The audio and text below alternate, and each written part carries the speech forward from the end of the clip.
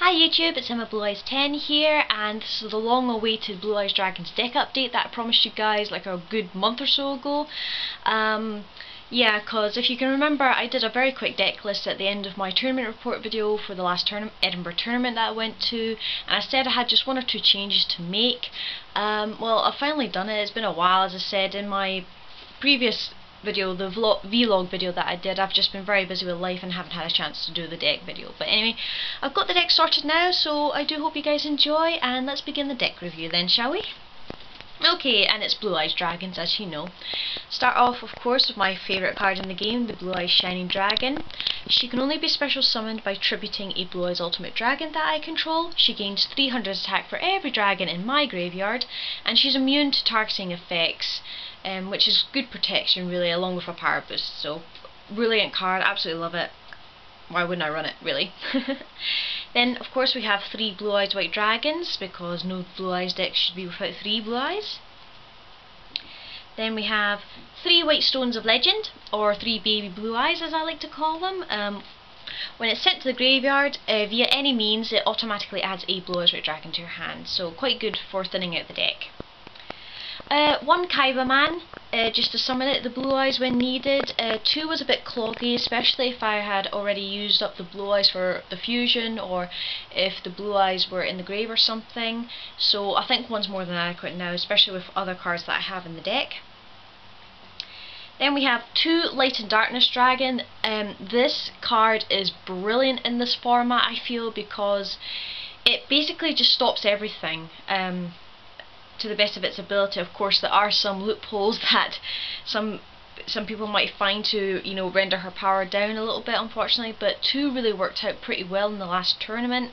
And she's also a resurrection card as well if I have a Blue Eyes in the grave, so it's like, destroy Light and Darkness, yep, I get back Blue Eyes, or something back from the graveyard at least, which you then have to deal with, so yeah. Then we have 2 Alexandrite Dragon, just as a 2000 attack beat stick. 2 Blizzard Dragon. Now, I've always really liked this card and I've always wanted to get it, but I never realised it got reprinted in the battle pack, so I managed to get 2 of them.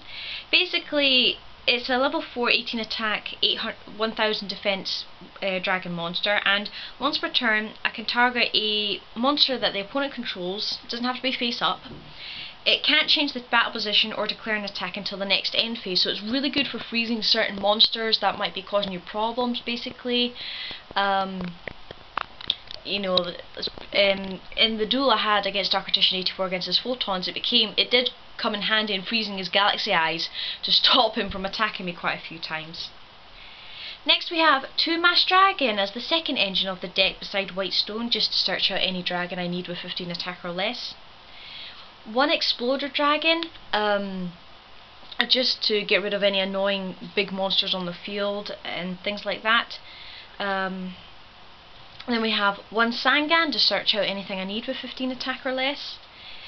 1 Effect Veiler. I decided to go down to just 1 because I've got 2 Light and Darkness Dragon, which pretty much locks down everything, and 1 Effect Veiler, you have to, I know it's a bit tricky, you have to time it now, make sure you use it correctly, but against some cards in the format, Effect Veiler isn't good against some decks. It's good against others, but not anything else. I more rely on Light and Darkness in all honesty, just because it is better in a way.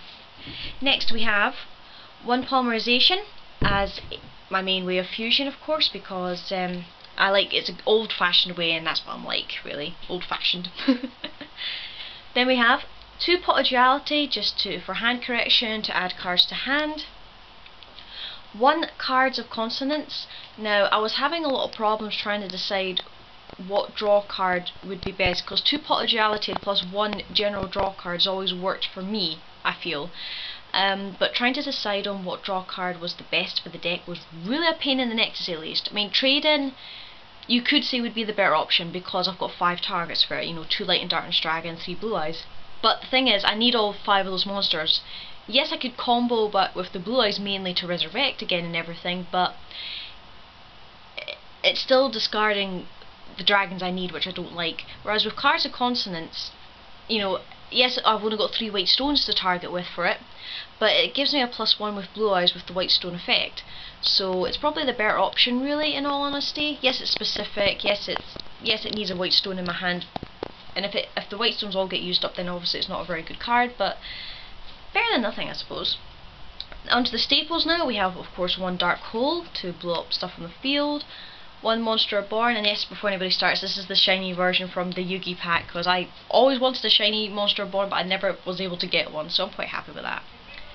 Then we have one Book of Moon to protect myself or my monsters, one Heavy Storm to blow up back row, along with 2 MST to blow up back row as well. Card I decided to add back into the deck is Foolish Burial, because it's good for sending white stone to the grave or any combos I need, just to add a little bit more speed to the deck, thin the deck out a little bit. Then my tech choice of Photon Sanctuary, special summons 2 photon tokens which are Thunder type, Light type, 2000 attack, 0 defense, level 4. Special summons them in defense position. They cannot attack or be used as synchro monsters. Tokens can't be used as exceeds either as well. I can't summon any of the monsters that turn except for light monsters. Now that's perfectly fine, because this with Blue Eyes White Dragon or Light and Darkness, which is what I mainly use it for, no problem. And there's no limit to me playing 2 of these in one turn if I need to, for tributing out stuff or for just protecting myself against like monster attacks and stuff like that as well. So yeah. So brilliant tech choice for the deck, I think, really, because it just helps to get out what I need, and you know, I can pretty much play that and on the same turn get out a Blue Eyes and a Light and Darkness Dragon, or a Light and Darkness Dragon I should say. Traps now, we have 2 Mirror Force, because who wouldn't use 2 Mirror Force in this format? Then we have 2 Torrential Tribute, just to stop swarms basically. 2 Call of the Haunted to resurrect anything I need. And 2 Compulsory Evacuation Device, because it's really good at bouncing back annoying monsters that you want to get rid of the field and everything. For the extra deck now, I have 1 Blue Eyes Ultimate Dragon.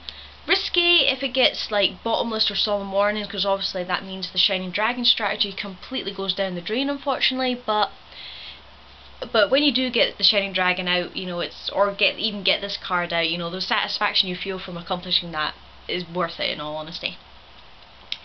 Then we have 2 number 17 Leviathan Dragons, just as a 3k beat stick when it gets powered up. 2 Queen Dragoon Jin, mainly for resurrection purposes when you detach an XYZ material off her, but she can also stop your dragon monsters from being destroyed in battle, which is a good thing as well.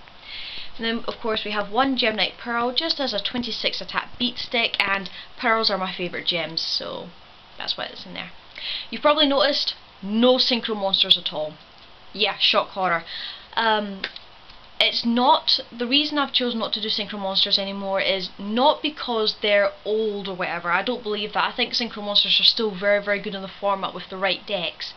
But my deck doesn't have room for the tuners and synchros anymore. That's what the problem is, because I was struggling so much to try and find good tuners that could work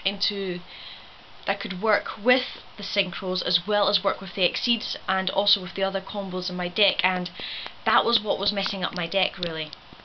So I've taken the synchros out. If I ever get the chance to put them back in, I will put them back in, but for now, exceeding, for me at least, with this deck style is a lot easier than it was with synchroing.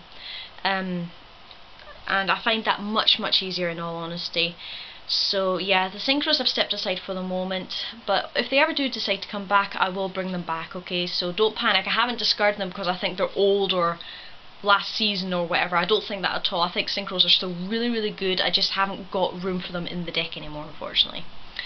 Anyway guys, that's Blue Eyes Dragons. I hope you enjoyed, and we'll see you guys in whatever video decides to come next. So take care and see you later. Bye bye!